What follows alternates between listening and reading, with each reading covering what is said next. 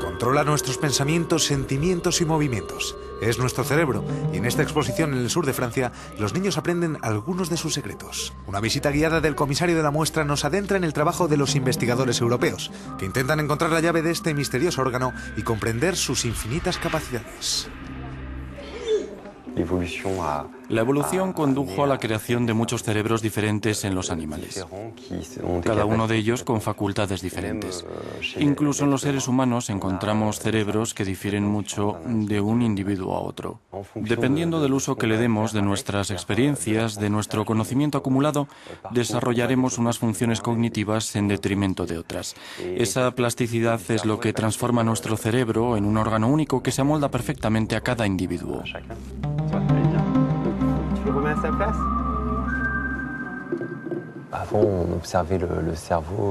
En el pasado solo se podían estudiar los cerebros de cadáveres durante o después de las autopsias. Ahora, y gracias a la imagen médica, podemos observar un cerebro en tiempo real mientras está trabajando.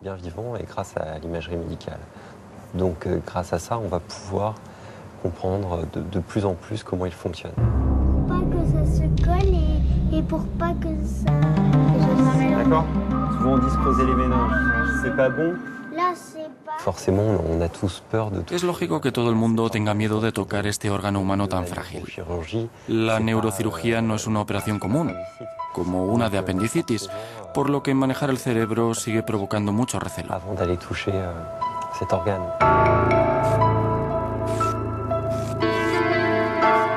En este hospital de Lituania se desarrolla una prueba poco común. A los pacientes con traumatismos craneales se les dan unas gafas de plástico para medir la presión en sus tejidos cerebrales. Hasta ahora, estas mediciones claves para determinar si los pacientes tienen riesgo de sufrir mayores daños cerebrales implicaban literalmente la perforación del cráneo. Un procedimiento peligroso y costoso que a día de hoy provoca que más de 1 millón de enfermos europeos no tengan un reconocimiento apropiado de sus daños cerebrales. Pero eso puede convertirse en menos de lo previsto en historia.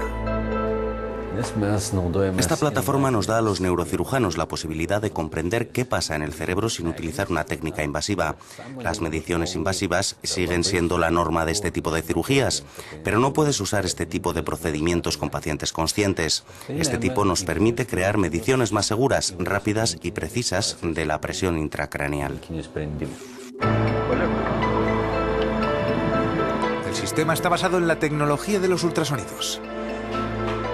Las ondas de ultrasonido se aplican cuidadosamente en el ojo y calculan los parámetros del flujo sanguíneo en 2 regiones diferentes de la arteria oftálmica.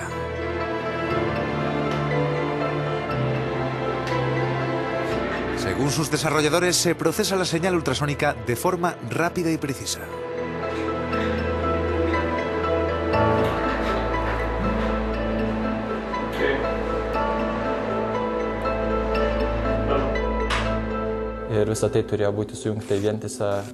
Estamos intentando medir la velocidad de las partículas sanguíneas y otros parámetros en vasos muy pequeños del cerebro.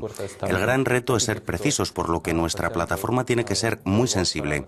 Es por eso que tenemos que desarrollar tecnologías innovadoras como soluciones que procesen las señales digitalmente o filtren algoritmos. Todo esto unido en una única plataforma electrónica.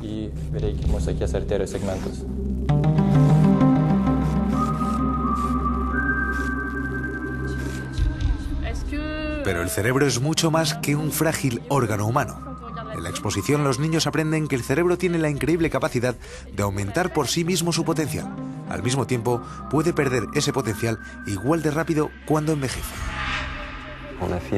Se han hecho resonancias magnéticas a los taxistas de Londres y se ha llegado a la conclusión de que tenían un hipocampo más desarrollado que el resto.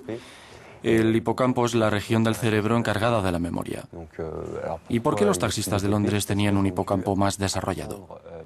Pues porque tenían que aprenderse de memoria todo el callejero de Londres y de esta forma desarrollaron esa habilidad mental.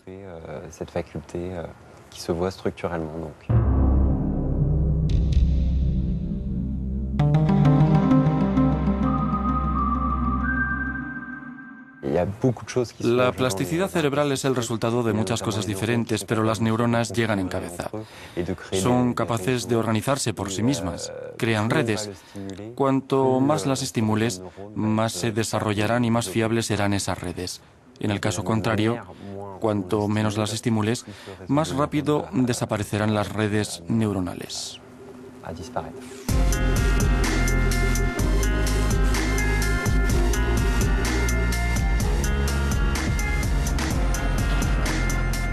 En este laboratorio de Viena los científicos trabajan mano a mano con el cerebro. Una investigación con la que pretenden conocer los más profundos secretos moleculares de los cerebros envejecidos. El objetivo es intentar comprender por qué algunos cerebros se mantienen saludables mientras que otros desarrollan enfermedades neurodegenerativas como el Alzheimer.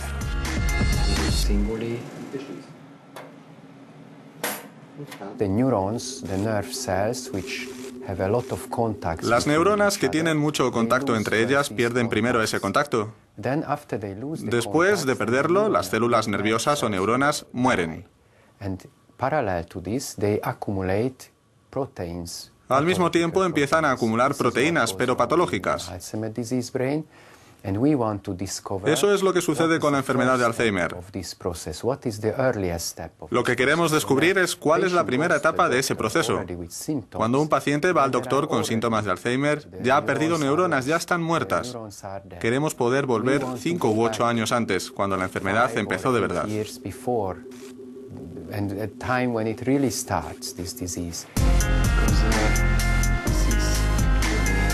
Los investigadores ya han aprendido algunas cosas interesantes. Creen que las mismas proteínas y genes que participan en el desarrollo del cerebro podrían tener un papel en su neurodegeneración con el paso del tiempo.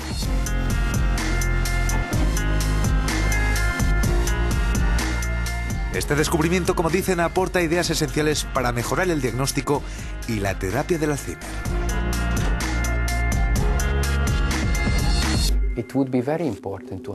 Sería muy importante comprender por qué una parte de la población no tiene demencia y es considerada normal cuando no tienen ninguna alteración genética que los proteja.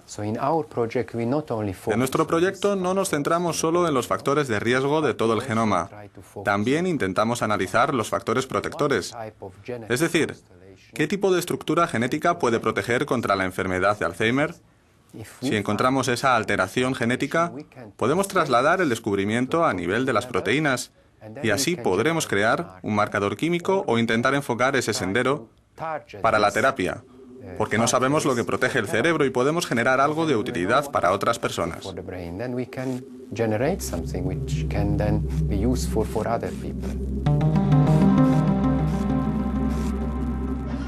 En la exposición los niños también aprenden las increíbles y todavía muy poco exploradas capacidades del cerebro. Por el momento pueden controlar robots o máquinas a través de ordenadores. Técnicas complejas conocidas como la interfaz cerebro-ordenador están siendo usadas por los investigadores para dar un poco de esperanza a personas con nula movilidad o movilidad reducida en brazos o piernas. Cada día vemos a más personas parapléjicas que son capaces de usar su cerebro para controlar máquinas a través de ordenadores. Sabemos que el cerebro tiene unas habilidades increíbles. Dependiendo de lo que conectes, los cerebros son capaces de comunicarse con esas máquinas. Así que es realmente difícil vislumbrar los límites de nuestros cerebros. En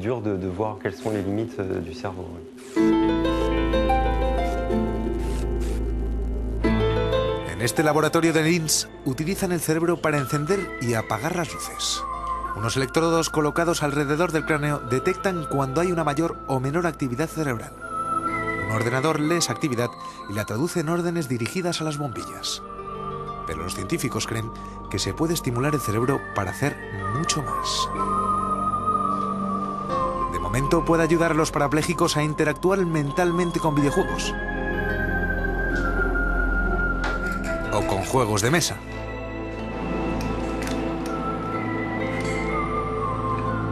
O a abrir puertas a distancia.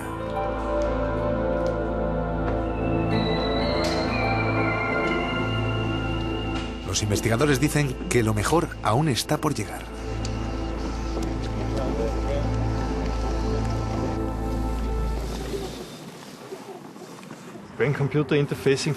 La interfaz cerebro-ordenador funciona básicamente de la siguiente manera. Tienes unos electrodos colocados en puntos precisos de la cabeza donde se pueden medir algunas ondas cerebrales. Con nuestro sistema, con un cambio en una señal cerebral, nos basta para construir un sistema de control por ordenador. Al igual que utilizas un solo interruptor para activar una determinada función, podemos usar una única señal cerebral para, en algunas máquinas, activar algo. Los investigadores están probando las posibilidades de controlar sofisticados aparatos voladores con una combinación de detección remota, visión artificial y ondas cerebrales. Los científicos dicen que a un nivel más terrenal se están desarrollando aplicaciones extremadamente prácticas.